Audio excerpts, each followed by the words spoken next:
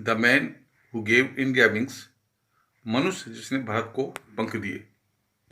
इस चैप्टर में जहांगीर रतन जी दादा भाई टाटा का जीवन किस प्रकार निकला, उनका भारत के यान वायुयान को बनाने में क्या योगदान रहा, इस बारे में अध्ययन करेंगे। The man who gave India wings, मनुष्य जिसने भारत को पंख दिए।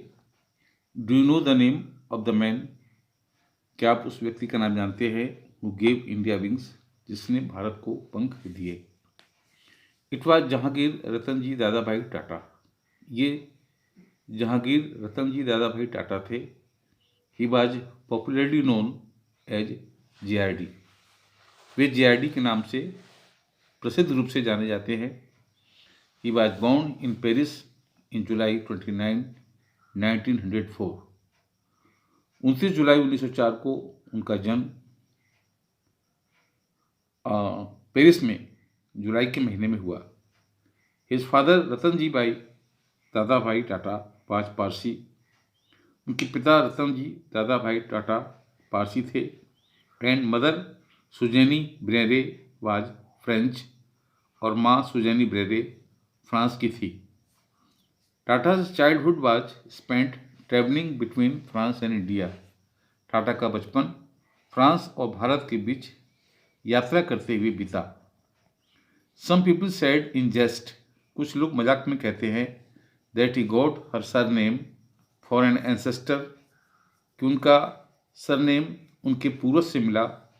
Who stood on the shores of Bombay, जो बॉम्बे में समुद्र के किनारे खड़े होते थे। And waved tata to the departing ships, और वहाँ से निकलने वाले जलयान को टाटा कहते थे। इन 1924, 1924 को एट द एज ऑफ 20 वर्ष में, एज ए फ्रेंच सिटीजन, एक फ्रांसीसी नागरिक के रूप में, he was recruited into French army, और फ्रांस की सेना में भर्ती हुए। ए ईयर लेटर, एक वर्ष बाद, he was sent to England, उनको इंग्लैंड भेज दिया गया, to prepare for admission in Cambridge University, Cambridge विश्वविद्यालय में प्रवेश के लिए। But his father Ratan ji asked him, लेकिन उनके पिता रतन जी ने उनसे कहा, टू रिटर्न टू मुंबई, कि मुंबई वापस आ जाएं, to work in his steel plant, उनके अपने स्टील प्लांट में काम करने के लिए, called the Tata steel industry, जिसको टाटा स्टील इंडस्ट्री कहा जाता था।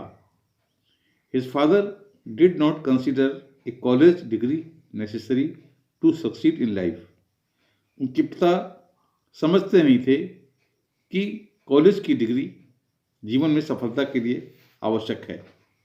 ए ईयर लेटर, एक वर्ष बाद, रतन जी डाइड, रतन जी की मृत्यु हो गई।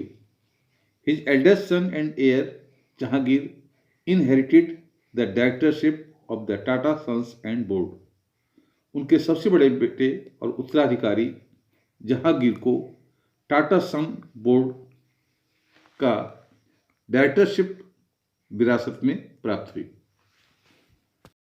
JRD became India's first licensed pilot in 1929।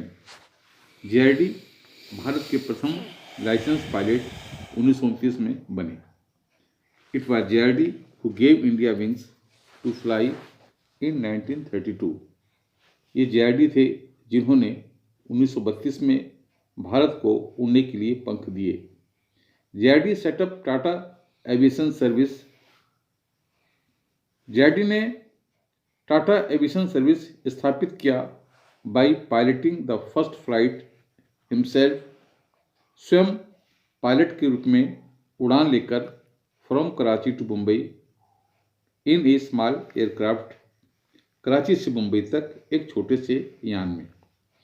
JRD at the age of 34 was elected the chairman of Tata and Sons in 1938। 1938 में टाटा एंड सन्स के चेयरमैन के रूप में 34 वर्ष की अवस्था में JRD को चुना गया, making him the youngest head of the largest industrial group in India. वे सबसे कम उम्र के व्यक्ति थे जो इस ग्रुप के, जो भारत का सबसे बड़ा औद्योगिक ग्रुप था, उसके अध्यक्ष बने। इन 1948 में Air India was launched jointly by JRD. Air India को जेआईडी के द्वारा जोड़कर स्थापित किया गया एंड द इंडियन गवर्नमेंट और भारत सरकार के। इन 1953 में JRD was made the chairperson of Air India. JRD को एयर इंडिया का चेयरपर्सन बनाया गया। For the next 25 year he worked tirelessly. अगले 25 वर्षों तक उन्होंने अथक मेहनत की to make Air India successful, Bharat के एयर इंडिया को सफल बनाने के लिए। JRD excelled not only as an aviator but also as a philanthropist, educationist, sportsman, poet and sculptor। JRD केवल एक वायुयान चालक ही नहीं थे, किंतु एक शिक्षा शास्त्री, परोपकारवादी, खिलाड़ी, कवि और मूर्तिकार भी थे। He received the highest civilian award. उन्हें सबसे उच्च सिविलियन अवार्ड प्राप्त हुआ, द भारत रत्न, इन 1992 में Bharat Ratna from the Indian government, Bharat सरकार के द्वारा। JRD's last major public statement was an appeal to Indians to maintain peace. JRD का अंतिम सबसे बड़ा सार्वजनिक बयान था एक अपील करना भारतीयों से कि टू मेंटेन पीस, वे शांति को बनाए रखें। He breathe his last on November 29, 1903। उन्होंने 29 नवंबर 1993 को अंतिम सांस ली। डू यू नो, क्या आप जानते हैं? JRD Tata was not only the director of the Tata company. JRD Tata केवल टाटा कंपनी के डायरेक्टर ही नहीं थे, but also a great human being, बल्कि एक महान व्यक्ति भी थे। ही मेड श्योर, उन्होंने निश्चित किया था, that 75% of companies profit was spent on looking after the workers and those in need, कि उनकी कंपनी का 75% लाभ उन लोगों में खर्च किया जाएगा जो वर्कर हैं, उनके देखभाल के लिए और वो जिनको उसकी ज़रूरत है।